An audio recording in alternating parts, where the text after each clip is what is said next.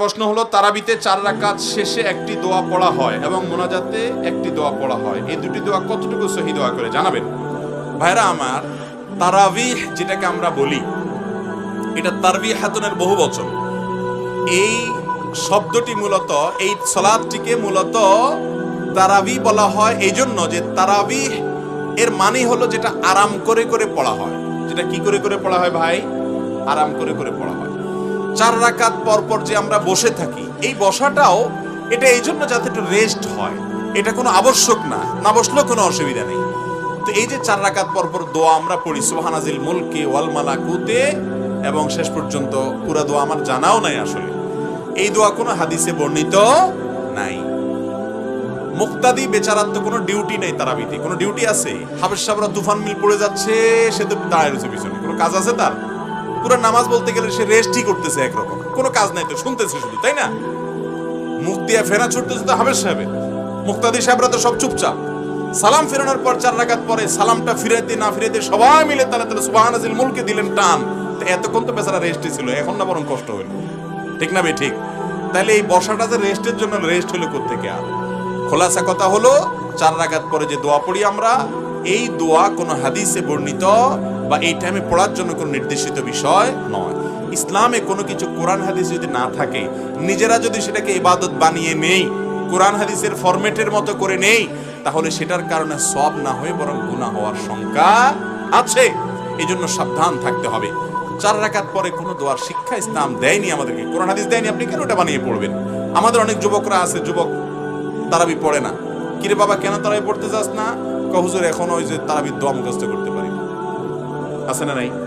অতএব এই সমস্ত ভুল ভ্রান্তি থেকে আমাদেরকে বেরিয়ে আসতে হবে। আবার তারাবির এই 4 রাকাত পর পর যেরকম দোয়া আছে, একইভাবে ওই মুনাজাতের জন্য আবার একটা দোয়া, ইয়া মুজিরু ইয়া মুজিরু ইয়া মুজির, সাথে শেষে দেয় আর কি। কোরআন হাদিস গেটে আমরা তো কোথাও পাই নাই যে হাফেজ সাহেবরা পড়েন, কোথাও পাইছেন একটু দেখাই দিলে আমরাও করতে পারি, নাই তো কোথাও। বুঝতে পারছেন কথা? তো এগুলো ইসলামের নামে কোনো কিছু যখন নিজেরা বানিয়ে নিব এবং ইবাদতের ফরম্যাট তৈরি করব, সেটা বিদআত হবে। মনে রাখবেন, টাকা না থাকলে এমনি চান দোকানদার চাইলে দিয়ে দিতে পারে, কিন্তু জাল টাকা দিলে মায়ের একটাও নিচে পড়বে না। আমল নাই, আল্লাহর কাছে বললেন আল্লাহ আমল বেশি করতে পারি না, যা পারছি, আল্লাহ চাইলে মাফ করে জান্নাত দিতেও পারেন। কিন্তু নকল আমল করছেন, ইসলামের নামে ভেজাল জিনিস নিয়ে গেছেন, খবর আছে, বিদআত করলে জাহান্নাম ঠিকানা। অতএব আল্লাহ তাআলা আমাদেরকে বিদআত থেকে বেঁচে চলার তৌফিক দান করুন।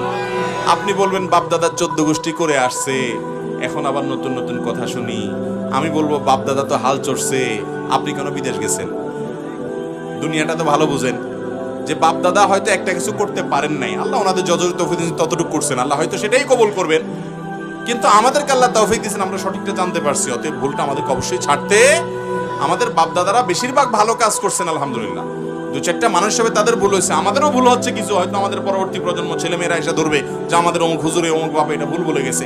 যদি ধরে কোরআন হাদিসের আলোকে ভুল প্রমাণ হয়, তাহলে আমাদেরটাও বাদ দিবেন, যেটা সঠিক কোরআন হাদিসের আলোকে গ্রহণ করবেন। মুসলমান কখনো অন্ধবিশ্বাসী হবে না। দলিল, কোরআন হাদিসের দলিলের বাইরে গিয়ে বাপদাদার 14 গোষ্ঠী করে আসছে, ওই অজুহাত দিয়া মুসলমান কখনো ভুলভাল কিছু করতে পারে? মক্কার মুশরিকরা এই কথা বলতো, যখনই আমাদের নবীজি তাদেরকে বলতো একত্ববাদে আসো, তাওহীদে আসো, তারা বলতো যে আমরা আমাদের বাপদাদাকে যে অবস্থা দেখেছি, মাল ফাইনা আলাইহি আবা আনা, আমরা সেটা ধরে রাখবো। এটা কোনো ভালো কথা না। বাপদাদা যদি ভালো কিছু রেখে যান, সেটা ধরে রাখতে হবে। একটা কথা বলি, আমাদের বাপদাদারা এই বাংলাদেশের প্রতিটি গ্রামের কিছু সৌন্দর্য ছিল, সেগুলো আমরা ধরে রাখি নাই।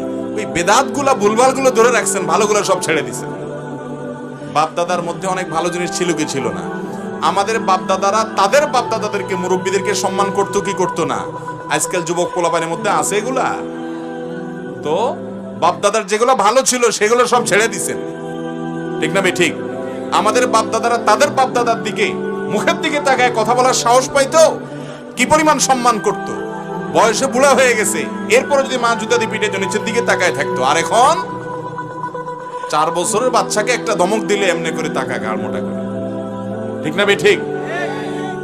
বাংলাদেশে মানুষের কিছু সামাজিক সৌন্দর্য ছিল, সেগুলো হারিয়ে গেছে ভাইরা আমার, নষ্ট হয়ে গেছে আমাদের যুব সমাজ, তারা বকে যাচ্ছে। অতএব বাপদাদার ভালোগুলোকে আমরা ধারণ করে রাখবো ইনশাআল্লাহ। তবে তাদের ভুল ভাল কিছু থাকলে, তারা মানুষ ছিলেন, বলে উঠবে না, সেগুলো আমরা গ্রহণ করব না।